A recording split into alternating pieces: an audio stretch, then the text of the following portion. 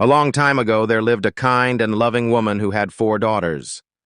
As the years passed, her daughters grew up, married, and moved to different parts of the country, leaving the woman to live alone in her little, quaint house at the top of a small hill. The house wasn't like the usual homes one would see. It was unique, designed and built by the woman herself. She enjoyed its peculiar charm, with a garden at the back, a green lawn in front, and white gravel paths lined with bright, colorful flowers. For years, the woman lived happily, spending her time gardening, reading, and tending to her peaceful home. She thought that with her daughters married and settled, she could finally enjoy her remaining years in quiet comfort.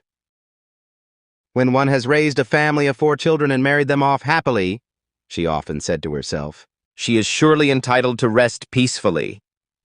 However, her peaceful days came to an abrupt end when she received a letter one day. It was from her daughter Hannah, who had suddenly passed away. Along with the letter was the heartbreaking news that Hannah had left her 5 children, 3 boys and 2 girls, for their grandmother to take care of. At first, the old woman felt overwhelmed by the unexpected responsibility. Her home, once quiet and tidy, was now filled with the laughter and cries of children. She gave up her own cot and offered the beds her daughters had once used to her grandchildren. She even made a bed for herself on the parlor sofa, so there would be enough space for everyone. Though the house was filled with noise and movement, she did her best to create a home for the new little family members. Life with the 5 children wasn't easy. They were full of energy and curiosity, often getting into mischief. The garden began to show signs of wear. The flower beds were trampled, and the once green grass was worn down beneath their little feet. The furniture began to show scratches and marks from their playful adventures. Yet the old woman handled it all with patience and care, teaching them discipline while making sure they felt loved and cared for. Just when she was starting to settle into her new life, another letter arrived. This time it was from her second daughter, Margaret, who had also passed away. Margaret left 4 more children for their grandmother to take care of. With the house already full, the old woman was faced with an even greater challenge. Determined to manage, she hired a carpenter to build a small addition to her home, a lean-to extension that could provide space for the 4 newcomers. The addition was small but functional. The old woman put 4 cots in the new room, and when the children arrived, they settled in comfortably. The old woman once again found her hands full, cooking meals, mending clothes, and keeping track of their needs. Though managing 9 children was far from easy, she did her best to ensure they were happy and cared for. Before long, tragedy struck again. Her third daughter, Sarah, became ill and passed away, leaving 3 more children for the old woman to raise. Now, with a total of 12 children, the house became even more crowded. Yet again, the old woman sought the help of the carpenter, who built another addition, a larger room this time. 3 more cots were added, and the house now housed 12 lively children. Life became even busier.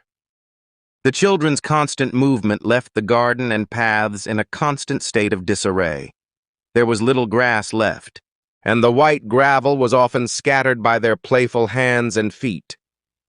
Furniture showed signs of wear, and the house felt less like a home, with so many small feet constantly running around. But despite the chaos, the old woman never complained. Her days were filled with feeding, cleaning, and managing her ever-growing family. But her love and dedication never wavered. As the years passed, the old woman faced another sorrow. Her 4th daughter, Abigail, suddenly fell ill and passed away, leaving her with 4 more children to care for. With 16 children now living under her roof, the old woman felt the weight of her responsibilities more than ever.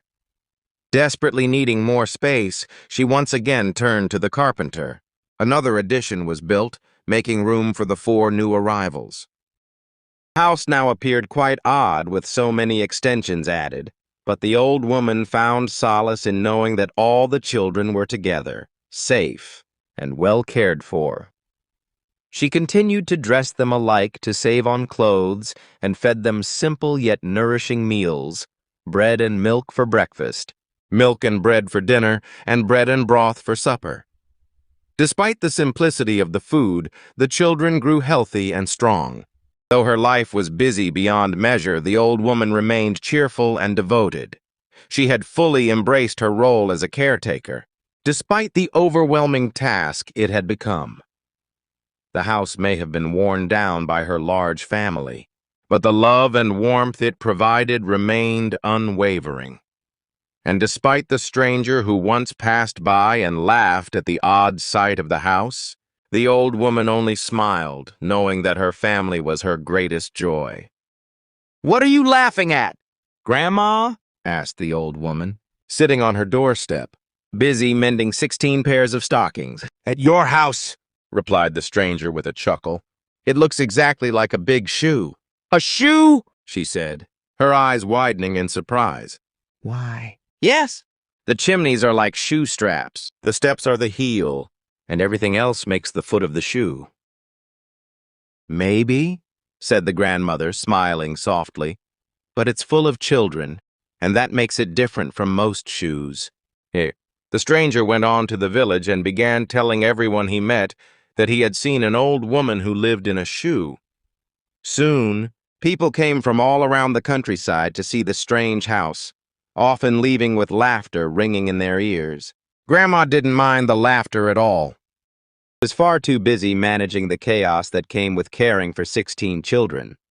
Some were constantly getting hurt, bumping heads, scraping knees, or falling and needing comfort. Others were mischievous and needed discipline, while some were dirty and required a bath. It was always, "Grandma, do this," or "Grandma, do that," from morning until night. The only moments she could find peace were when all the children were tucked into bed, fast asleep. At those times, she could finally rest and gather her scattered thoughts. "One day," she said to the village baker, "I really don't know what to do with so many children." "If they were mine, ma'am," he replied with a sigh, "I'd send them to the poorhouse, or else they'd send me to the madhouse." Some of the children overheard this remark, and it upset them deeply. They decided to play a trick on the baker in return for his unkind words. The baker came by every day to the shoe house, bringing 2 large baskets of bread for the children to eat with their milk and broth. One day, while Grandma had gone into town to buy shoes, the children decided to surprise the baker. They painted their faces to look like Indians, complete with war paint and feathers they had plucked from the rooster's tail and the turkey cocks. The boys made wooden tomahawks for the girls and crafted bows and arrows for themselves.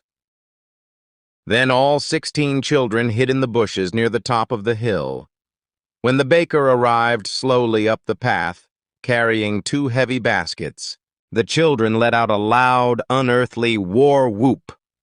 Arrows made from sticks flew from the bushes, though they were blunt and couldn't harm him.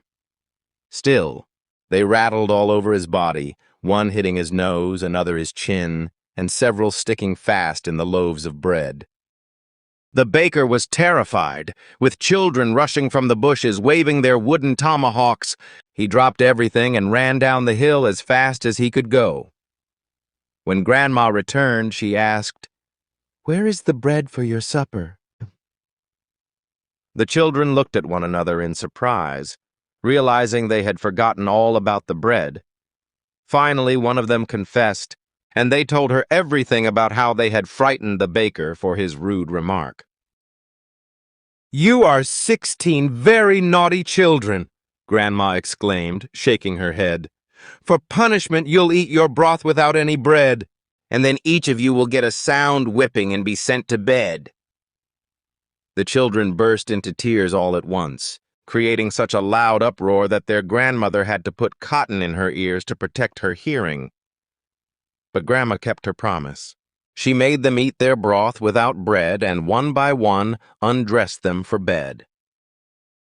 Each child received a firm whipping and was sent off to bed with tears streaming down their cheeks. Though they cried, They knew they deserved the punishment. Soon they all fell asleep, comforted by the warmth of their beds and the love of their grandmother.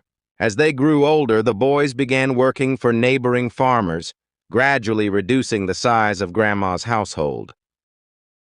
The girls matured, got married, and moved to their own homes. Yet, not one of them forgot the kind and loving grandmother who had cared for them so well. They often shared stories with their own children about the days when they lived in the big shoe and played tricks on the baker.